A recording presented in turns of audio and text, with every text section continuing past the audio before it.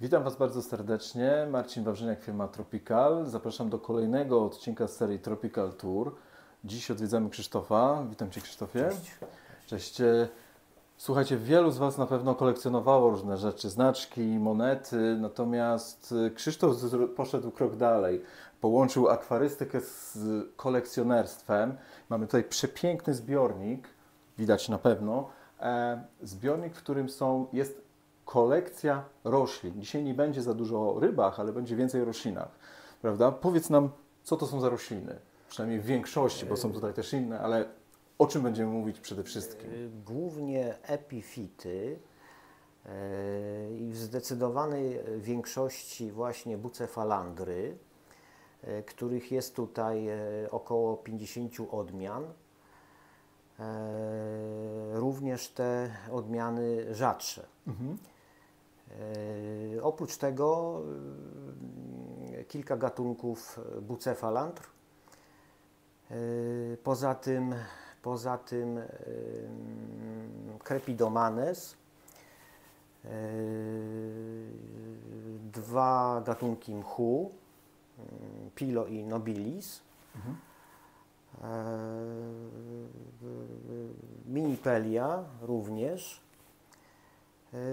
a jeśli chodzi o rośliny, które rosną w podłożu, to tylko trzy gatunki Cryptocoryn. Także no mniej więcej tak to wygląda. Słuchaj, przede wszystkim te bucefalandry, bo to zawsze wiele osób ciekawi. Gdybyś mógł powiedzieć chociaż trochę o tym, skąd są te rośliny, niekoniecznie od kogo kupiłeś, ale skąd pochodzą. Natomiast no przede wszystkim najpierw może skąd pochodzą, a potem też jakie warunki są potrzebne, żeby je utrzymać. No, oczywiście Borneo. Borneo.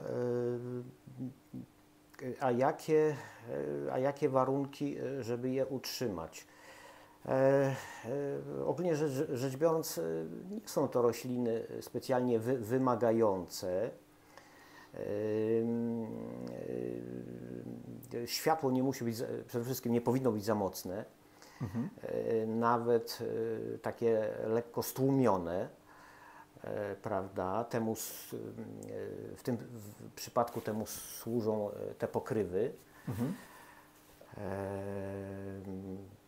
Oprócz tego no mikro-makro oczywiście, również stosuje karbo, wszystko w odpowiednich ilościach. I stosujesz też dwutlenek węgla. Tak, podaje dwutlenek, chociaż jak mówią źródła, nie jest wymagany. Nie jest wymagany. Okej, słuchaj, ponieważ też często bucefalandry można znaleźć nie tylko w akwariach, ale też powiedzmy w paludariach, także i gdzieś tam możemy też wyczytać o tym, że są to rośliny, które też żyją ponad wodą. A powiedz mi, czy zdarza się to w akwarium, powiedzmy, że te rośliny, jeśli mają możliwość, wychodzą ponad tą wodę i czy rośliny, które są już ponad tą wodą, w łatwy sposób wracają do tej wody, czyli czy możemy je bez problemu wyciąć i wsadzić na przykład nagle znowu do wody?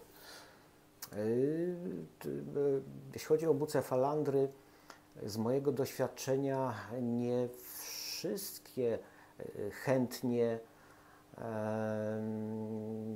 wzrastają ponad lustro. Nie wszystkie. Jedne chętniej, inne jednak mniej. Czy mogą wrócić z powrotem do wody? Wydaje mi się, że jak najbardziej. Jak najbardziej. Tutaj w przypadku akurat jeden z odmian, gdybym umieścił pod taflą wody, ona by się bez problemu, tak myślę, zaadaptowała. Natomiast one też kwitną. Tak, tak. Czyli kwitną, te kwiaty nie są duże, natomiast wyglądają całkiem atrakcyjnie, szczególnie kiedy jest ich kilka ponad wodą, natomiast Zgadza się. kwitną również u Ciebie pod wodą. Tak. Wydaje mi się, że to jest pozytywny objaw, chociaż różnie o tym mówią. Powiedz mi, słuchaj, zdobycie takiej kolekcji zajmuje pewnie trochę czasu. Natomiast chciałem też zapytać jeszcze o coś innego. Ponieważ zawsze pytam o to każdego, u kogo jestem, ale tutaj akurat, wiesz, rozpędziliśmy się z roślinami. Jak zaczęła się przygoda z akwarystyką i jak doszła ta przygoda do tego miejsca? Czy było to, wiesz, od razu szaleństwo roślin, czy było to jednak najpierw ryby? No, przygoda zaczęła się bardzo, bardzo dawno. Będąc chłopcem, po prostu otrzymałem 2 akwaria, nieduże, jeszcze ramowe, ale pamiętam, że były bardzo dokładnie wykończone. I również rybki. No tamta przygoda, tak jak szybko się zaczęła, tak szybko się skończyła, prawda? Później była długa przerwa, aż powiedzmy 20 lat temu nabyłem akwarium, wróciłem do tej pasji, a później trochę większe. I tak to się potoczyło. Miałem no, różne rośliny, głównie to były szybko rosnące,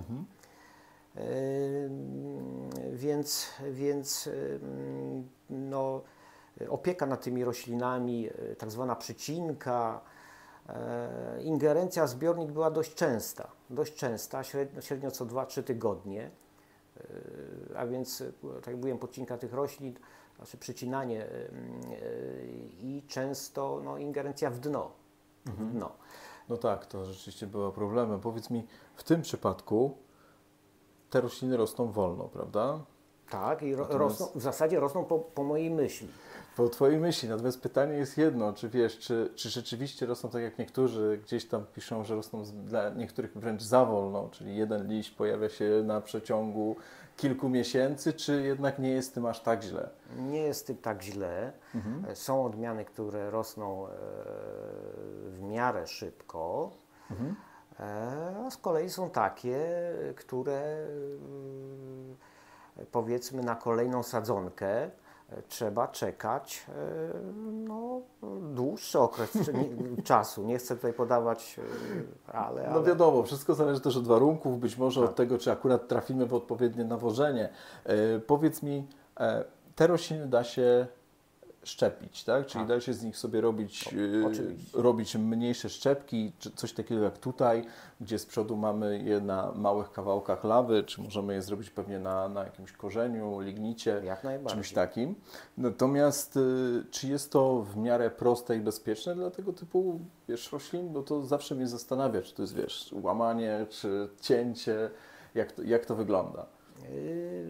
W zasadzie tym roślinom to nie przeszkadza. Nawet źródła podają, że wręcz przeciwnie. Wówczas po takiej przycince roślina jest mobilizowana do szybszego rozwoju. Więc tak bym odpowiedział na to pytanie. Słuchaj, zawsze mnie zastanawiała jedna rzecz, ponieważ ja niestety bądź stety, no kocham ryby, więc większość moich akwariów opiera się zawsze na rybach i one są tym najważniejszym elementem w zbiorniku.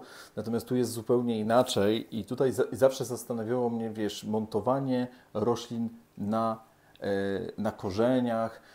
Wiem, że można użyć kleju, natomiast często, przynajmniej jak ja to obserwuję, osoby, które powiedzmy nie mają z tym doświadczenia, no, kończą w ten sposób, że przy tych korzeniach ten klej widać, on robi się gdzieś tam biały, nie wygląda za ciekawie. Jakie Ty używasz metody, jeśli możesz zdradzić? I być może jest coś prostego, czego każdy może się nauczyć od Ciebie i też wykorzystać u siebie. Oczywiście. Tak jak mówiłem, ja głównie używam żyłki wędkarskiej, krótko mówiąc, możliwie cienkiej. I wówczas w ten sposób mocuję te rośliny. Po czym na ogół ta żyłka jest na tyle cienka, że później jej nie usuwam. Roślina, że tak powiem, przyrasta do tego elementu i po prostu no, efekt na ogół jest niezły, tak jak w tym przypadku. No tak, nie widać tej Tak. żyłki, praktycznie nie rzuca się w oczy.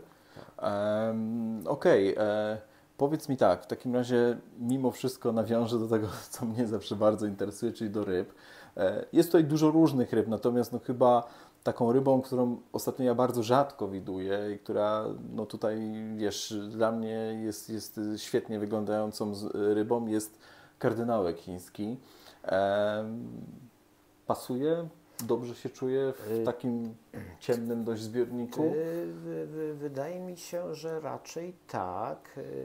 Kardynałek jest spokojną rybką, towarzyską, także nadaje się do zbiorników z krewetkami. Tak, musimy jeszcze wspomnieć, że tam są krewetki. Tak. Pochodzi z Azji, głównie z Chin i z Wietnamu.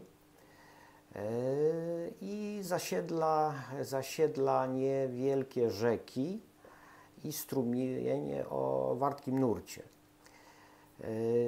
No w tym akwarium są kardynałki złote i kardynałki wietnamskie bodajże,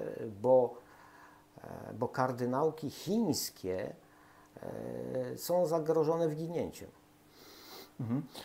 Powiedz mi, bo powiedziałeś o tym wartkim nurcie. Ja chciałem zwrócić uwagę, że jednak na przykład Ty też używasz tutaj dodatkowego ruchu wody. Czy to wpływa, wiesz, na te same rośliny? No bo jednak one wyglądają na takie trochę stabilne. Tak jakby niekoniecznie to lubiły, ale jednak widzę, że jest to potrzebne. Patrząc na to, jak wygląda to akwarium, to chyba jest to potrzebne. Właśnie to może być mylące, bo ogólnie bucefalandry lubią prąd wody. Lubią prąd wody i tutaj widzimy tutaj ten efekt falowania. To świetnie wygląda, tak, mi się to bardzo podoba. Natomiast wiesz, chodzi mi o to, że to, jak się je dotyka, są dosyć takie twarde rośliny, więc jakby niekoniecznie, przynajmniej tak mi zawsze się wydawało. Rozumiem. Nie, to jest raczej niektóre z bucefalandr są tam, szczególnie z tyłu, są blisko wylotu filtra i ten pęd wody atakuje, tym roślinom nic nie jest. Także tutaj jak najbardziej. Ten cyrkulator spełnia jeszcze inną funkcję. On dość dobrze rozprowadza dwutlenek węgla. No tak, no to w tym momencie to też tłumaczy, aczkolwiek efekt tego ruchu jest naprawdę fajny. Słuchaj, jeszcze jedno, bo wspomniałem krótko, że są też krewetki. Są ekipą sprzątającą. No, tak możemy to ująć. Czyli wszystko, co wpadnie gdzieś tam, a jest tutaj spory gąszcz, czyli ten pokarm dla rybek, rzeczywiście one są w stanie sprzątnąć. Powiedz mi, czy kiedy te rośliny są, wiesz, faktem powiedziałeś, że niekoniecznie lubią dużo światła, ale kiedy one już są rzeczywiście tak spiętrowane, czyli mamy gdzieś tutaj rośliny, które idą sobie w górę, jedne są pod drugimi, czy ma to jakiś wpływ na nie same, czy rzeczywiście aż to światło nie jest tak mocno dla nich potrzebne? Bo tak przeglądam się, wiesz, mchy wyglądają fajnie z przodu, ta pelia w ogóle... Rewelacja. Tak. Jest naprawdę piękna, zielona. Natomiast wiesz, no te rośliny wręcz wchodzą jedne na drugie i nie wygląda jakby były niezadowolone. No, myślę, że w środowisku naturalnym te rośliny, no, głównie bucefalandry, niekoniecznie są bezpośrednio na słońcu. Tam w tym gąszczu roślin jednak to jest półcień lub cień. Czyli bez problemu dają sobie radę. Tak. Powiedzmy, gdybyś miał dać, nie wiem, taki radę dla kogoś, kto chce zacząć z tego typu akwarium, czyli chcę zacząć z akwarium z epifitami, bo mam zbiornik, mam mało światła, bo wiadomo, powiedzmy mam jakiś taki, wiesz, podstawowy zbiorniczek, który kupiłem, gdzie to światło nie jest zbyt mocne. Czy jest jakaś roślina, od której można by zacząć, żeby się nauczyć jak powiedzmy pracować z bucefalandrami? Mówimy o bucefalandrach, Tak, tak? Tutaj tak, w tym tak. wypadku. Znaczy tutaj przede wszystkim oczywiście, ale przede wszystkim sprawdziłbym wodę. Czy jest miękka, czy jest twarda. No, bo tutaj ta miękka woda jest dla nas najbardziej wartościowa. A gdybym miał polecić, znaczy no, jak najbardziej, ewentualnie mógłbym tutaj wymienić kilka odmian, które są po prostu łatwiejsze w Dawaj. utrzymaniu. Na pewno te katariny, prawda, katariny. Czyli te pięknie ruszające się Tak, tutaj. tak, w miarę szybko rosną. Czyli jak zacznę, to od tego, co mi się najbardziej podobało. Są łatwe w utrzymaniu. Poza tym z łatwiejszych odmian to Shine Blue, to są te właśnie na górze. Szybko rosną i dają dużo radości. Jeszcze chyba takie jedno pytanie, bo to mnie męczy, wiesz, w przypadku właśnie tego kolekcjonerstwa. Bo tak jak już powiedziałeś, możesz je dzielić i dzielisz je też sam, natomiast rozumiem, że działasz też na zasadzie czasem coś sprzedasz, czasem coś wymienisz, żeby poszerzać jeszcze bardziej tutaj to co jest. Tak. Natomiast no, coraz mniej miejsca jest i co, będzie większe akwarium, czy Zgadza będzie drugi zbiornik tej wielkości?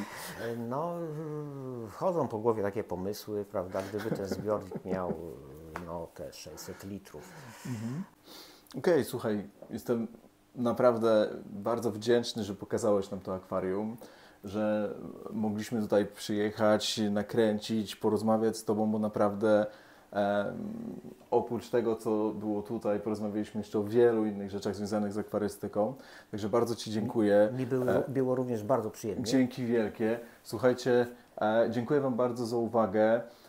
Mam nadzieję, że jesteście pod takim samym wrażeniem jak ja. Także jeżeli chcecie oglądać kolejne odcinki, zasubskrybujcie nasz kanał. I cóż, do następnego razu. Do zobaczenia. Cześć.